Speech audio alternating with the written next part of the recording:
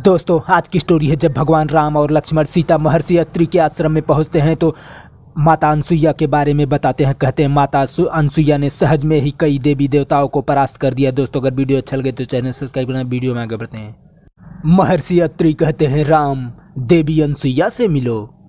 राम कहते हैं महादेवी मैं दशरथ पुत्र राम अपने अनुज लक्ष्मण और भार्या जनक सुत सीता सहित आपके श्री चरणों में प्रणाम करता हूँ।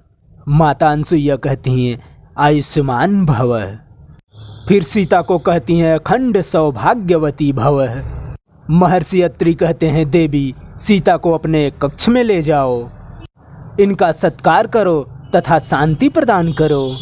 राम कहते हैं सीते विश्व वंदनीय महासती अनसुईया के दर्शन के लिए देवता भी तरसते हैं। ये वही परम तपस्विनी हैं जिन्होंने एक समय जब 10 वर्ष तक वर्षा न होने के कारण यहाँ की धरती दग्ध हो रही थी तो अपनी घोर तपस्या से गंगा को प्रसन्न किया और उसकी एक धारा को यहाँ अपने चित्रकूट तक लेकर आई जो पवित्र मंदाकिनी के नाम से प्रसिद्ध हुई। इसके अतिरिक्त इन्होंने कई बार परिहास ही परिहास में बड़े बड़े देवताओं को भी पराजित किया है। एक सती के दर्शन से पुण्य तो मिलता ही है, परंतु महासती के दर्शन से तो लोक परलोक दोनों संवर जाते हैं। जाओ इनके श्री चरणों में बैठकर जीवन का लाभ उठाओ। माता अनसुईया कहती हैं राम तुम हमारी बहुत बड़ाई कर रहे हो, परंतु तुम सब कुछ जानते हो यह सिर्फ पति चरणों की एक निष्ठ सेवा का ही फल है और कुछ मैं नहीं जानती, बाकी सब कुछ दैव जानते हैं। आओ सीते। महर्षि अत्रि राम को कहते हैं पधारो आसन ग्रहण करो। राम हमको बहुत दिनों से तुम्हारी प्रतीक्षा थी। चित्रकूट में तुम्हारे आगमन का पता चला कि मैं इसी आशा में था कि तुम इस आश्रम में अवश्य आओगे।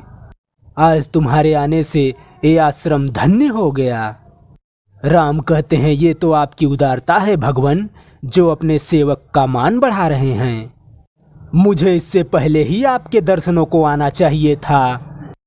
इस देरी के लिए क्षमा करें। आज हम इन पावन चरणों में बैठकर धन्य हो गए। महर्षि अत्रि कहते हैं राम तुम संपूर्ण प्रभुता पाकर भी इतने विनम्र हो, इसी से तुम समस्त प्राणियों का मन मोह लेते हो। माता अनसुईया कहती हैं पुत्री अपना स्वामी ही अपना आराध्य देवता होता है।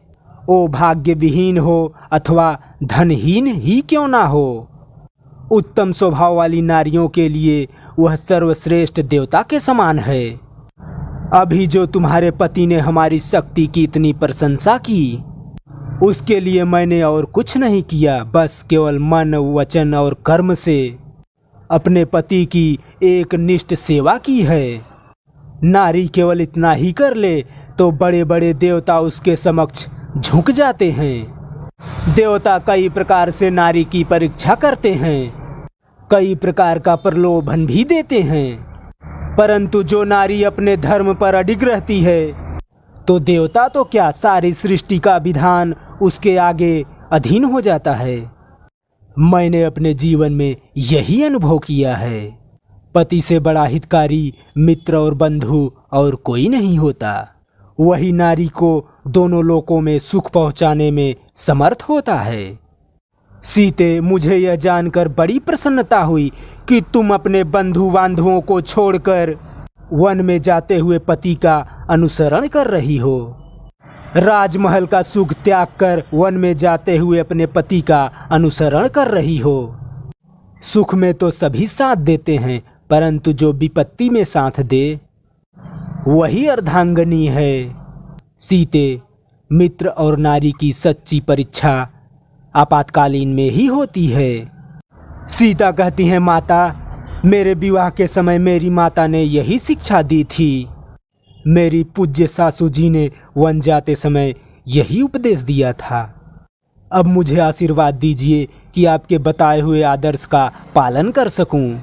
माता अनसुईया कहती हैं सीते मैं अपनी दिव्य दृष्टि से देख रही हूँ आने वाले समय में तुम्हारा नाम स्मरण करने से पतिव्रत धर्म पालन करने का बल प्राप्त करेंगी। इससे मुझे अपार संतोष होता है। मैं अपनी प्रसन्नता कैसे व्यक्त करूं? सीता कहती हैं, अपने अनूठे वचनों से, नारी आदर्श की शिक्षा देकर ही आपने मुझे धन्य कर दिया है। पूज्य माता जी, आपका आशीर्वाद ही मेरे लिए अमूल्य निधि है।